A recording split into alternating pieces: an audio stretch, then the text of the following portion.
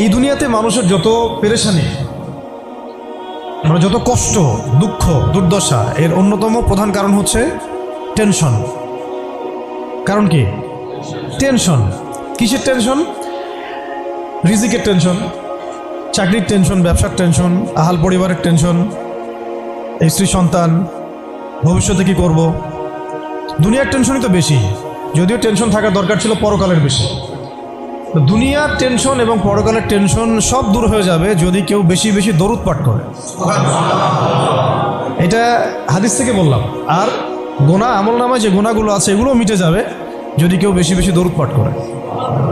একজন সাহাবী রাসূল সাল্লাল্লাহু আলাইহি ওয়াসাল্লামকে বলেছিলেন, ইয়া রাসূলুল্লাহ, আমি আমার দোয়ার মধ্যে কতটুকু দরুদ পড়ব?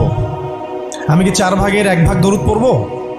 নবীজি বলেছেন সাল্লাল্লাহু আলাইহি ওয়াসাল্লাম, তুমি পড়তে পারো, চাইলে আরও বাড়াতে পারো, বাড়ালে তোমার জন্য উত্তম। ইয়া রাসূলুল্লাহ, আমি কি তাহলে 3 ভাগের 1 ভাগ দরুদ পড়ব আর 2 ভাগ দোয়া করব? নবীজি বললেন, করতে পারো, বাড়ালে তোমার জন্য উত্তম। ইয়া রাসূলুল্লাহ, আমি কি তাহলে অর্ধেক দরুদ পড়ব আর অর্ধেক দোয়া করব? নবীজি বলছেন, বাড়ালে উত্তম, চাইলে করতে পারো।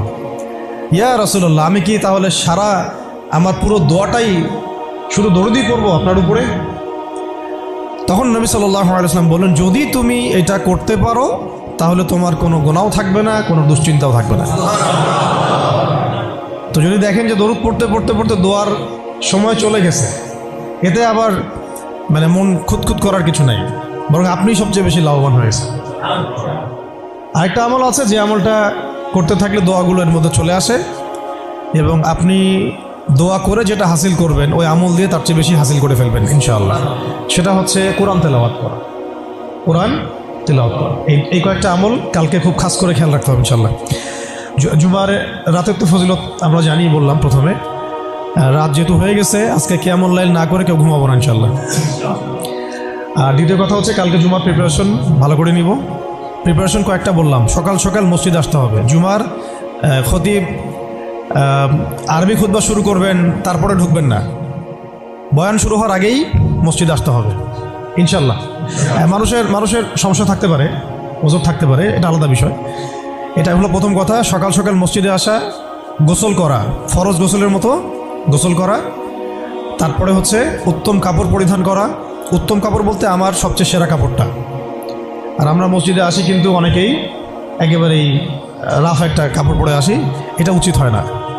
হাদিসে জিবরিল মিশকাত শরীফে আছে, ওখানে দেখবেন জিবরাইল আলাইহিস সালাম মানুষের রূপ ধরে নবী সাল্লাল্লাহু আলাইহি ওয়াসাল্লামের কাছে এসেছিলেন।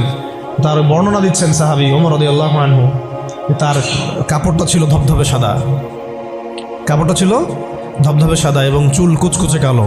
লা ইউরা আলাইহি আসরুস সাফার, তাকে দেখে মুসাফিরও মনে হচ্ছে না, মানে পরিপাটি হয়ে তিনি মসজিদে এসেছেন। কে? জিবরাইল আলাইহিস সালাম।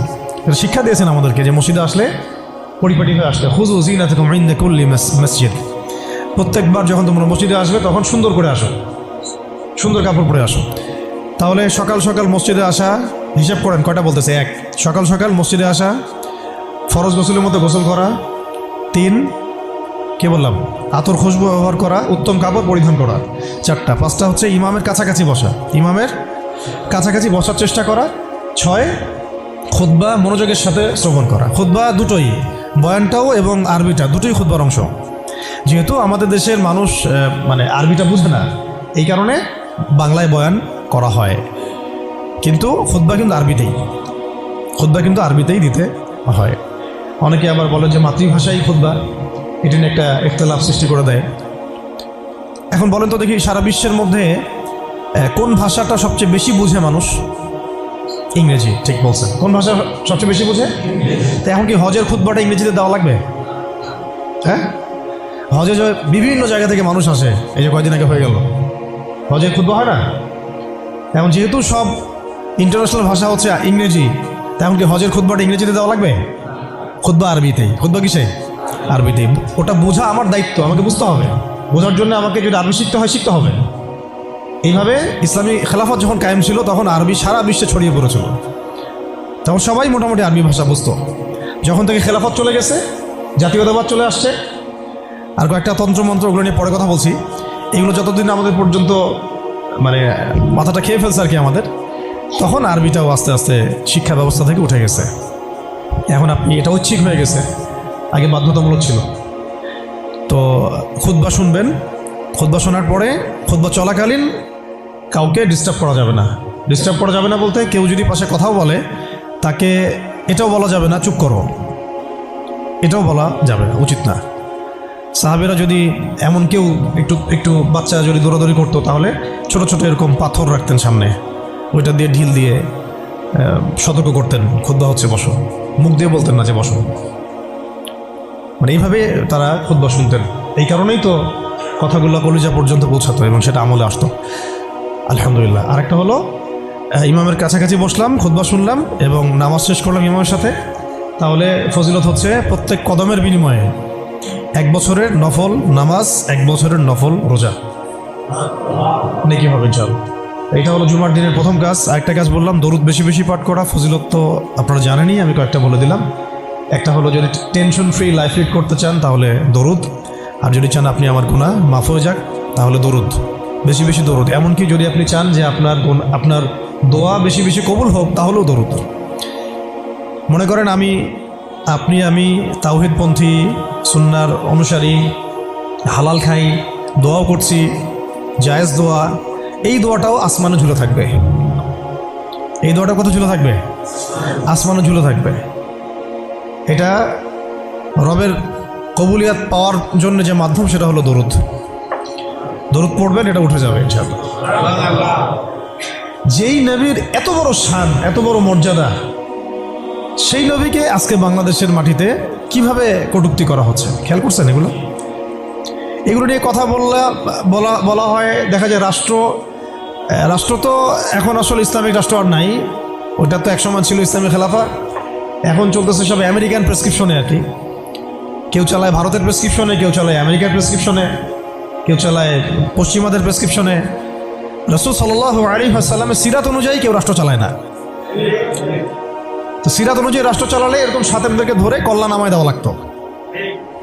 এখন দেধারসে দেখেন যেখানে সেখানে বাকস্বাধীনতার নামে যেই নবীর উপর দরুদ না পড়লে আপনার দোয়া পর্যন্ত কবুল হবে না, সেই নবীকে কিভাবে গালিগালাজ করা হচ্ছে। নাউযুবিল্লাহি মিন যালিক।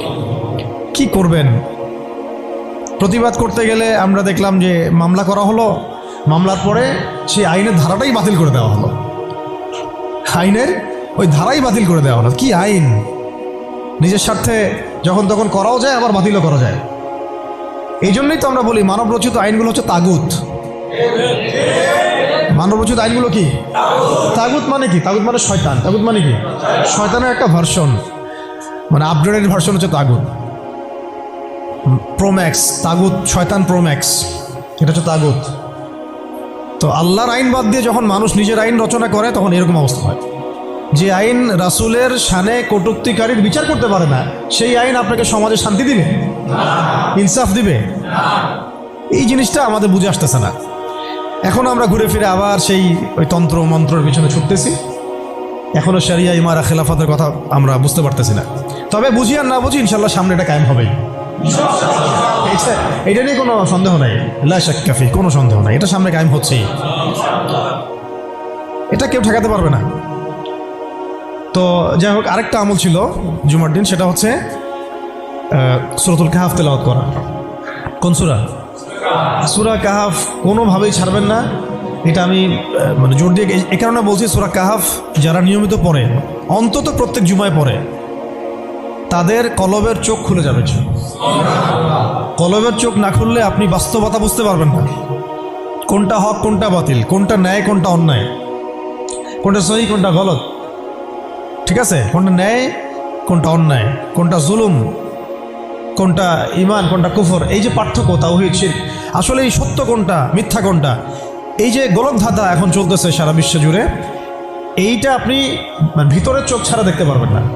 বাইরের চোখ দিয়ে দেখলে অনেক কিছুই অনেক রকম মনে হবে, কিন্তু আসলে বাস্তবতা এমন না। বাইরের চোখ দিয়ে দেখলে অনেক কিছুই মনে হবে খুব ভালো, আসলে ওটার ভিতরে কুফরি আছে। বাইরের চোখ দিয়ে দেখলে মনে হবে খুব সুন্দর, আসলে ওর মধ্যে শিরক আছে।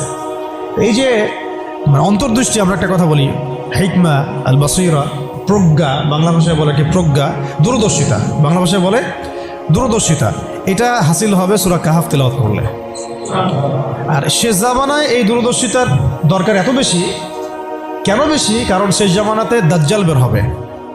কে বের হবে? দাজ্জাল বের হবে এবং তার অনুসারীরা বিশ্বকে দাপটের সাথে শাসন করবে, কিছুদিন শাসন করবে আর কি। এবং তার অনুসারী হবে ইহুদিরা। অনুসারী কারা হবে? অনুসারী হবে 4 রকমের, 4 প্রজাতির মাখলুক আর কি, বলে দিলাম। হ্যাঁ, 4 কি 5? আচ্ছা, একটা হচ্ছে ইহুদিরা, দেখতে পারতেছেন ওরা কি করতেছে ইসরায়েলে, ফিলিস্তিনে। 2 নম্বর হচ্ছে নাসারা, যারা খ্রিস্টান এবং যারা ইহুদিদের সাথে জোট গঠন করেছে, আমরা বলি জায়নিস্ট। 3 নম্বর হচ্ছে মুশরিকরা, মুশরিক, যেমন ইসরায়েলের সবচেয়ে বড় বন্ধু এখন ভারত। ইসরায়েলের সবচেয়ে বড় বন্ধু কি এখন? ভারত।